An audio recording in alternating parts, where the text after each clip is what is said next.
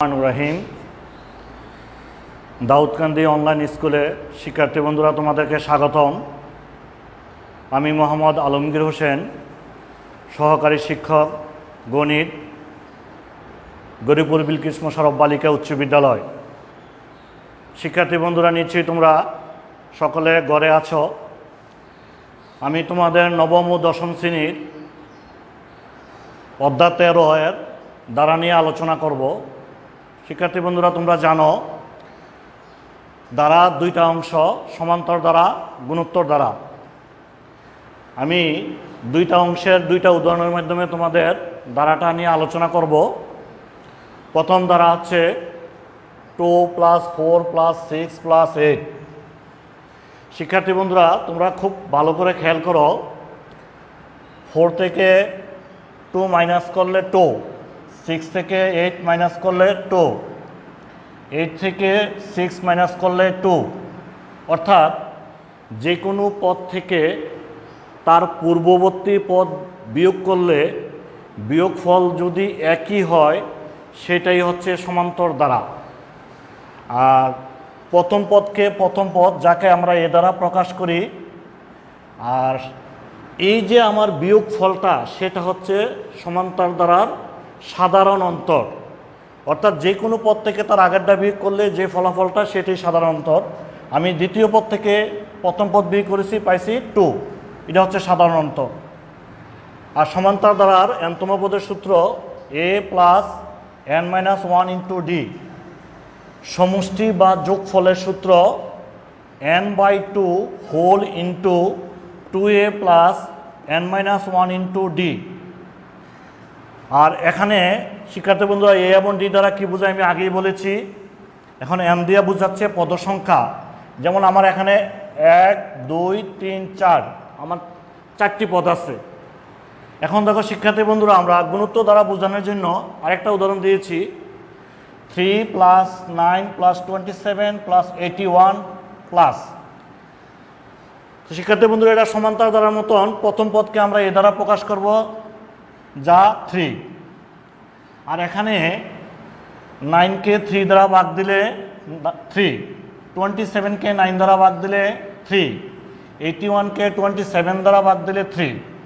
অর্থাৎ যে কোনো পদকে তার পূর্ববর্তী পদ দ্বারা ভাগ করলে ভাগফল যদি একই হয় সেই দ্বারাটাকে আমরা বলতে পারবো গুণোত্তর দ্বারা।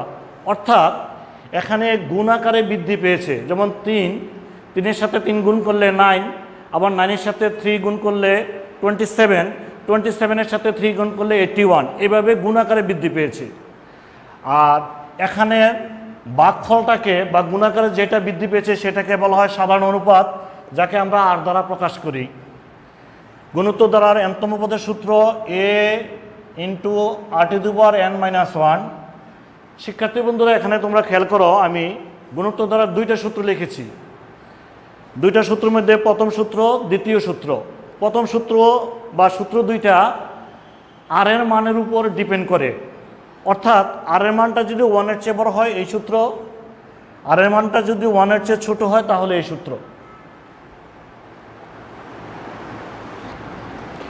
শিক্ষার্থী বন্ধুরা, আমি তোমাদের একটি সৃজনশীল প্রশ্নের মাধ্যমে দুইটি দ্বারাই বুঝিয়ে দিব। একটি দ্বারার nতম পদ 2n - 1, যেখানে n বিলংস টু n, অর্থাৎ দ্বারাটার পদগুলো সবগুলি স্বাভাবিক সংখ্যা। প্রথম প্রশ্ন হচ্ছে দ্বারাটি গঠন করো। দ্বিতীয় প্রশ্ন খ, দ্বারাটি কততম পদ?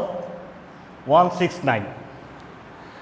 গ প্রশ্ন, দ্বারাটির প্রথম পদ ও সাধারণ অন্তরকে একটি গুণোত্তর দ্বারার প্রথম পদ ও সাধারণ অন্তর ধরে একটা গুণোত্তর দ্বারা গঠন করতে হবে এবং ওই নতুন গুণোত্তর দ্বারাটা 10 পদের সমষ্টি নির্ণয় করতে হবে। শিক্ষার্থী বন্ধুরা, তোমরা দেখো, nতম পদ এটা আমাদের উদ্দীপকে ছিল। n = 1 হলে প্রথম পদ, n এর পরিবর্তে আমরা 1 বসাইলাম। তাহলে 2কে 2, 2 থেকে 1 বিয়োগ 1। n = 2 হলে দ্বিতীয় পদ 2 × 2 4, 4-তে 1 বিয়োগ দিলে 3, এভাবে শিক্ষার্থী বন্ধুরা আমরা 5 বের করলাম তৃতীয় পদ। তো ধারাটি প্রথম পদ যোগ দ্বিতীয় পদ যোগ তৃতীয় পদ।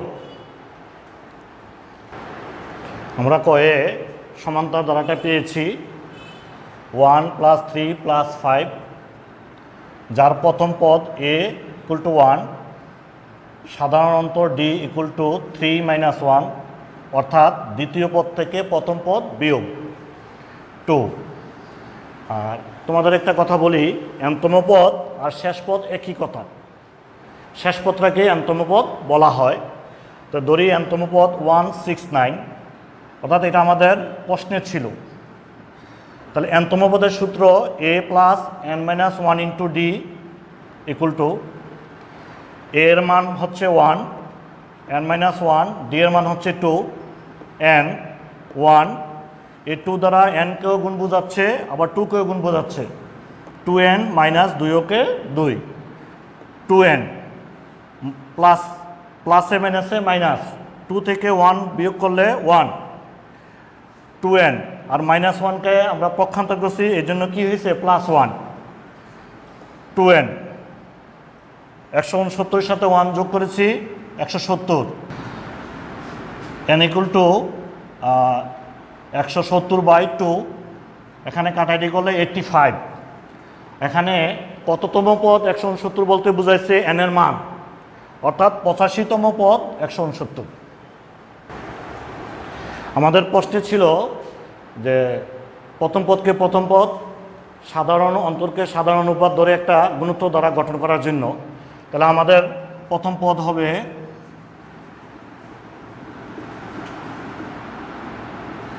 a = 1, সাধারণ অনুপাত r = 2। এটা আমাদের সমান্তরাল দ্বারা ছিল, এটা গুণোত্তর দ্বারায় আমরা রূপান্তর করতেছি। তো গুণোত্তর দ্বারা সূত্র হচ্ছে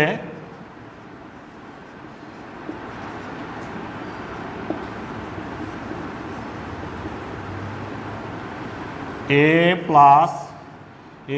ar + ar²,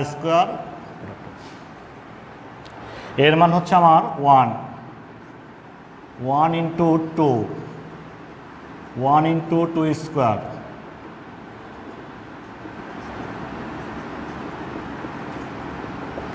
তাহলে আমাদের গুণোত্তর দ্বারাটা গঠন হয়ে গেল। এখন বলছে যে গুণোত্তর দ্বারাটা আমরা পাবো নতুন, তার 10 পদের সমষ্টি। শিক্ষার্থী বন্ধুরা তোমরা খেয়াল করেছো, প্রথমে আমি বলেছিলাম গুণোত্তর দ্বারা 2টা সূত্র সমষ্টি, সেটা r এর মানের উপরে ডিপেন্ড করবে। আমার এখানে r এর মান হচ্ছে 2, যা 1 এর চেয়ে বড়। সমষ্টির সূত্র আমার r এর মানের উপরে ডিপেন্ড করে। আমরা বলেছিলাম সমষ্টির সূত্র a × r⁻n - 1 r-1। আমার প্রশ্নে 10 পদের সমষ্টি নির্ণয়ের কথা বলেছে, তো আমরা n এর পরিবর্তে 10 বসাবো। এর মান হচ্ছে 1, r এর মান হচ্ছে 2, n এর মান 10 - 1, r এর মান হচ্ছে 2 - 1।